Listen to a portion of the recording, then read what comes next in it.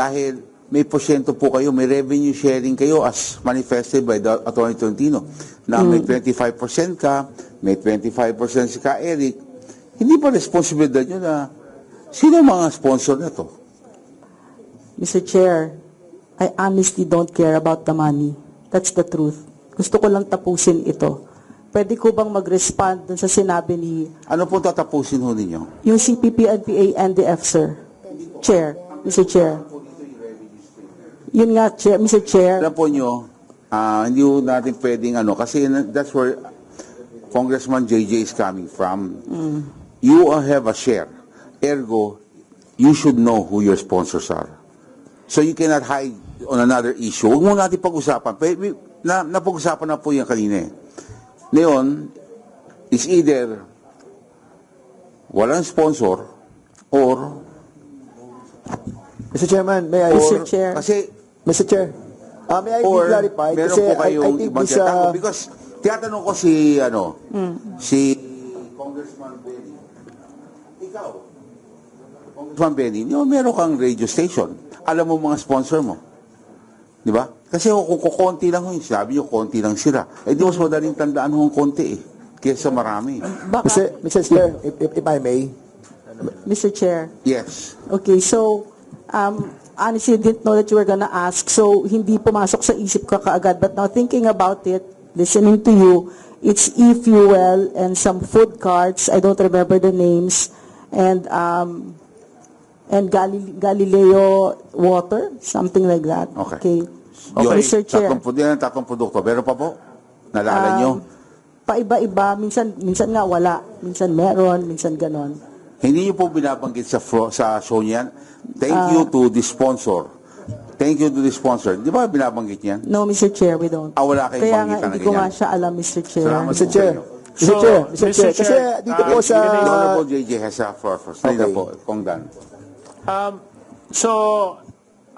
Attorney Tolentino, Yes, Mr. sabi Chair. nyo may income sharing kayo. Yes, Mr. Chair. So, do you also concur with the statements of Dr. Badoy na ito yung mga kumpanyang nagsiserve as advertisers doon sa programa? Based on my information, Mr. Chair, with the SMNI team, the show has no advertisers.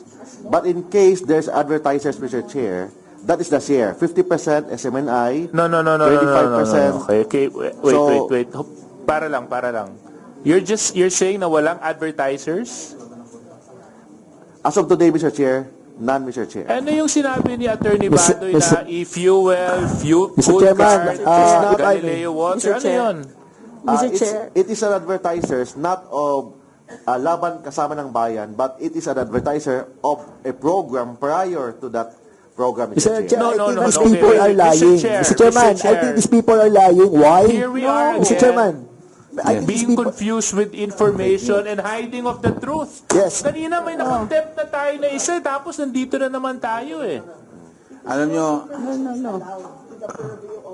Mr. Chairman, dito po sa breakdown ng revenue nila, lumalabas dito na yung pong revenue nun, yung galing lamang po sa mga radio station nyo. Walang lumalabas sa revenue na nagagaling po doon sa show ninyo. And I think you are lying dahil dito po, naka-breakdown po ang revenue. 7 istasyon ang kumita ng 105 million ng 2022. Kumita ng 2021 ng 41.8. Kanina sabi ni attorney, wala daw advertisement and promotion. Dito sa advertising and promotion nyo, 12 million ang ginastos nyo ng 2022. At noong 2021, binload nyo nga 810,000 lamang. Tapos ng 2022 is 12 million. In other words, Mr.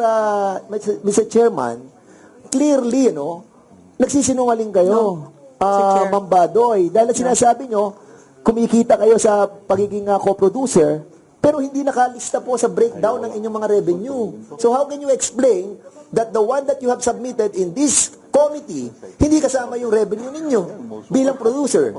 How can you explain that?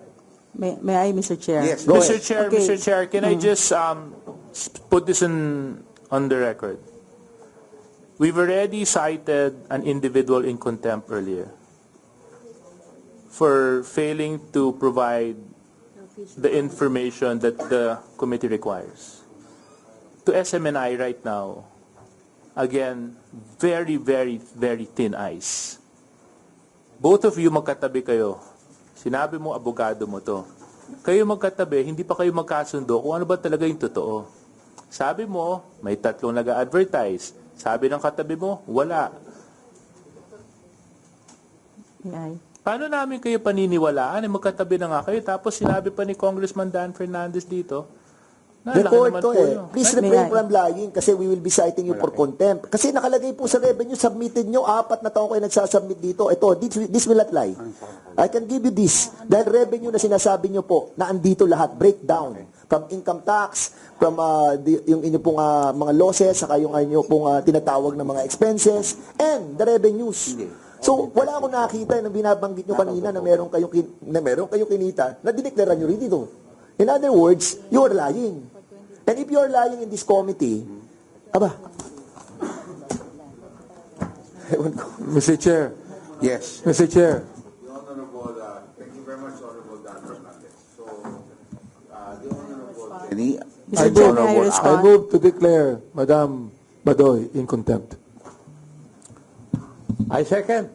There's a motion. Duly seconded by the Honorable Acop on the motion of the Honorable Benny Abante.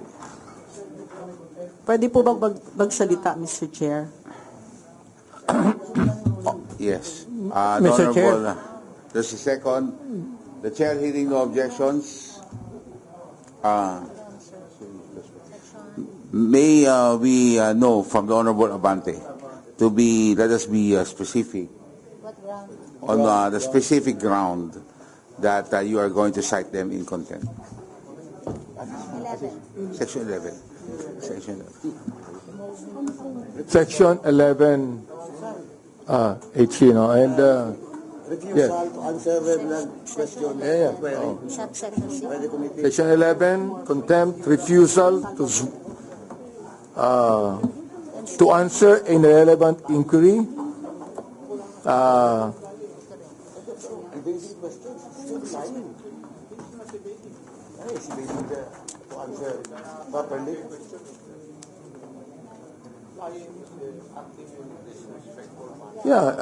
Acting in a disrespectful manner because she was found lying, Mr. Chair. That would be my reason to make a motion to declare her in contempt. Mr. Chair, may I respond? Okay. Then I will ask you to respond Okay, later on. thank you, Mr. Chair. Because there's a pending motion on the floor, okay? Okay. There's a motion by the Honorable Benny Abante, seconded by the Honorable Acop.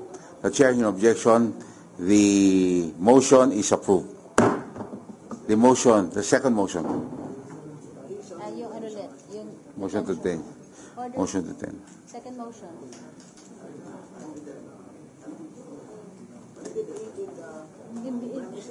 We will, Mr. Chairman. I know.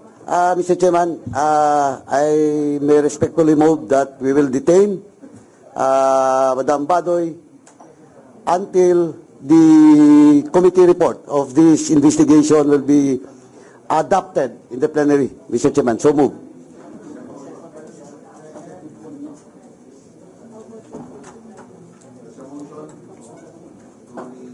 seconded. Who seconded the motion of the Honorable Acop? The chair in objection, the motion to detain is hereby approved. Yes, please. Mr. Chair, like I told you earlier, this is the place where I grew up in. Dito ako naglaro when my father was in Congress. And I'm deeply saddened by what I've seen today. No, but I respect the committee because this is how I was brought up by my father, to be honorable. And to have my fullest trust pa rin in the institution. Hindi natitinag yan, Thank you. Mr. Chair.